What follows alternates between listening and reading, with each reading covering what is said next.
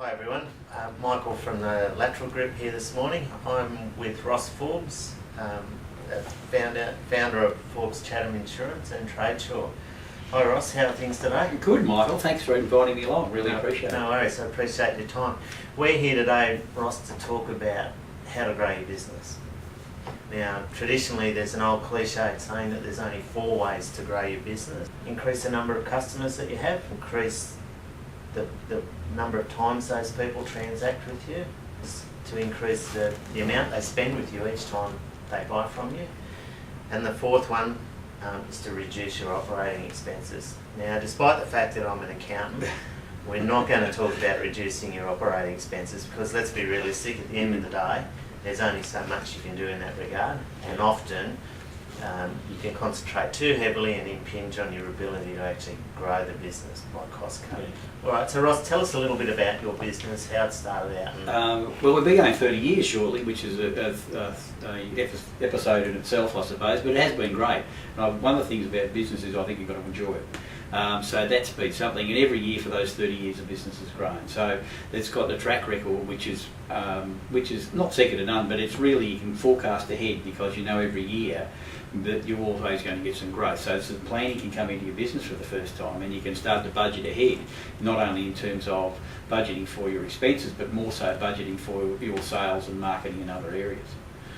So we've been there for a long time. We've got a turnover of around about 15 million, but it's divided, as Michael said, into 2 groups, which is 2 businesses. One is a national business, which does insurance for tradies and builders, and the other one is actually the business which focuses on businesses locally. So the more recent part of that business is the tradies insurance side of things, yeah? It's a younger part of the business. Sorry. Tell me how that came about. Well, I was always concerned about relying on the Sunshine Coast for my business because you tended to go up and down a little bit with the Sunshine Coast, and we lost some of our biggest clients, not because we lost them to competition, but they simply went out of business. So I felt the business needed something else to give it a bit more safety and the opportunity to grow much bigger. And then I looked at our local market and said, well, buildings are really good, it'd be good, and we could start it here and expand, gradually from here. And it's proved to be the formula we did, which was basically done with no advice and more on gut feeling than anything else, actually proved to work. So we expanded the tradie market here, found that it worked, and we went to the Gold Coast and then to Brisbane and then Queensland, and just slowly expanded our market. Because the catchment, obviously Australia-wide, is a lot better and a lot greater than being based locally. And the irony with the business is that I call myself a low-tech man in a high-tech world, but what it does is just run through a website. And the part of the business which is really great is that people can buy their insurance over the net. We make it as competitive as we possibly can for them. We really focus on what's best for them all the time. And that's made it easy. And of course the upside of that, when we talked about getting more customers, most of our customers, particularly in the early days, come from our other customers. So it's got something like 7,000 tradies. So if you work out that you've got another 1 referral from every couple of hundred, obviously it makes a difference to the business every year. And our focus is looking after the existing customers to grow our business from those people.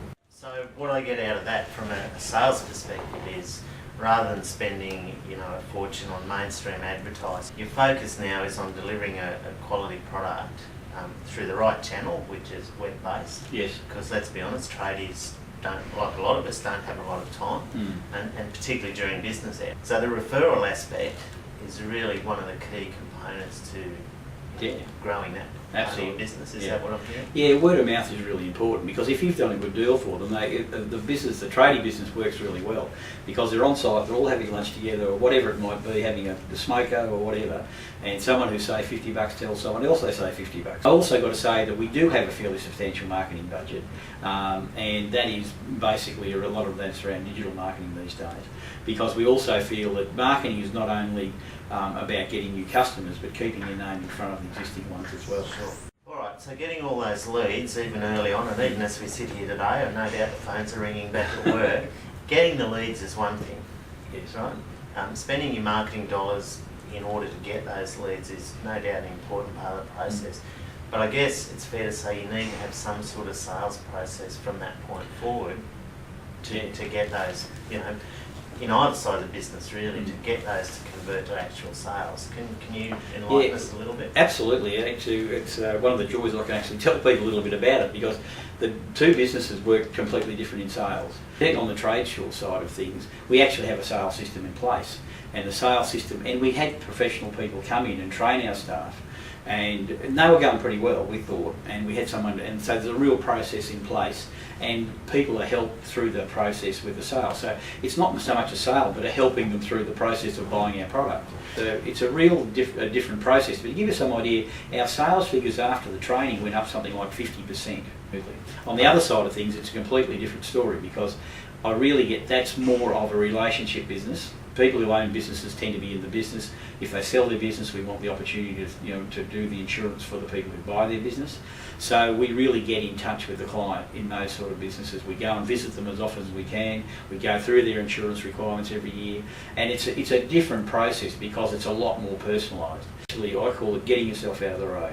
So we'll always do what is best for the customer, and we never consider how much we're going to make out of the sale.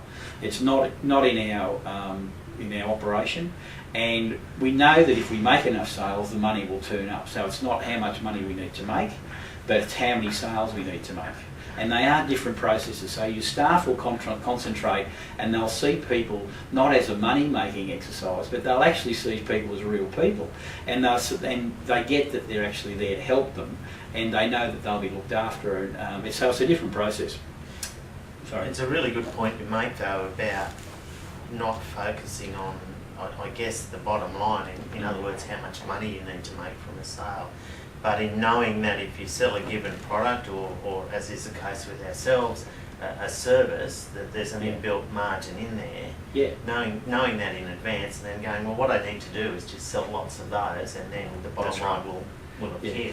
But I think sometimes, and certainly accountants can be contributors to this, is we look at the bottom line, we talk about improving margins, which is important, and increasing profitability, but all too often we don't talk about increasing the top line. Yeah, I think actually my sales process has been criticised by some accountants, so I can relate to that, because they say, well, you've got to justify everything.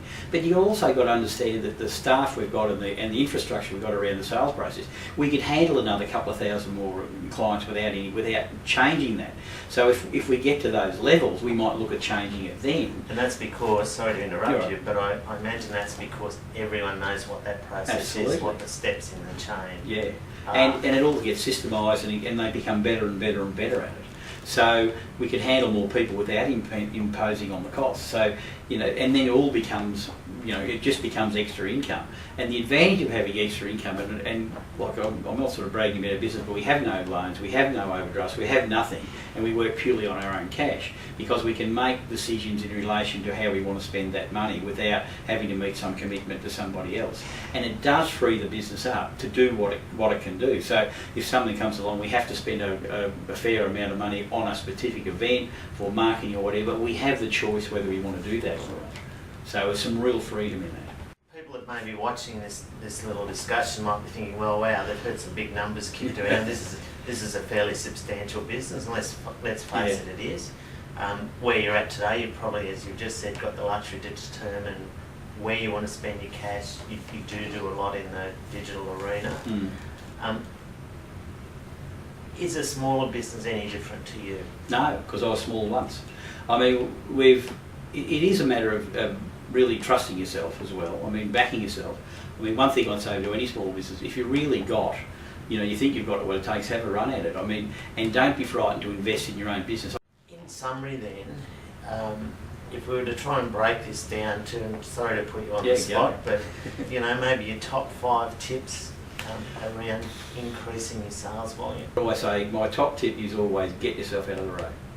Okay. I mean, and my second tip is probably get yourself out of the road, and probably my third and fourth and fifth are the same. People aren't stupid. If you're in there to make money, they can actually pick that up.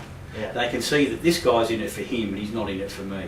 With us, my hope, and I'm not only my hope, but I'm sure when they deal with us, they'll get to see that we're there for them, and we got their back. So we're doing our best at all times for them, you know, and that's really what the sale tip comes about. And it's an ongoing process, and particularly with accountants, solicitors, and all those sort of guys and professional people, it's an ongoing relationship. So they don't want to. If you have a bad experience, I mean, what happens is that, you know, they tell 50 people. If they have a good experience, they might tell 2, and that's just human nature. But you know, it's all there to be had. But you actually, but it takes something to get yourself out of the road, as I keep saying, in that process. Because it's, you know, people are used to it. They're in business to make money, but I can guarantee they'll make money if they do that. Okay, so again, put the customer's needs first. Always. Really focus on what the customer needs. That's what you're talking about when you say get out of the road. Yeah, absolutely. And the rest follows. Yeah. All right, Ross, thanks very much for your time. Michael, thanks for the opportunity. Cheers. And good luck. Thank you.